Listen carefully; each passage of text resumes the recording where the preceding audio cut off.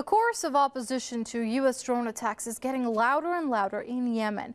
The Yemeni parliament has banned drone attacks in a symbolic vote. Anger has been on the rise at the U.S. drone attacks in Yemen. The country has seen several protests against deadly raids by the unmanned aerial vehicles. Washington has stepped up its drone operations in Yemen in recent months. The attacks have killed many people. The U.S. says it's targeting al-Qaeda-linked militants, but many Yemenis call this a violation of their sovereignty. The American drone strikes have killed large numbers of people in other Muslim countries, including Pakistan. The United Nations has condemned the U.S. for using its drones for what the world body calls targeted killings. We were earlier joined by our correspondent Yusuf Maori, and here's what he had to say about the Yemeni parliament's symbolic vote on banning the deadly U.S. drone attacks.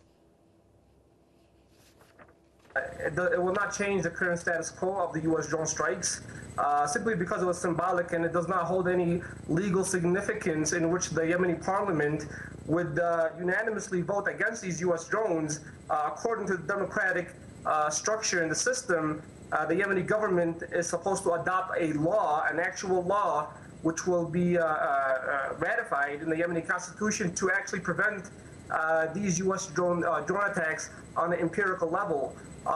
Throughout this whole week, the Yemeni people have been taken to the streets condemning the U.S.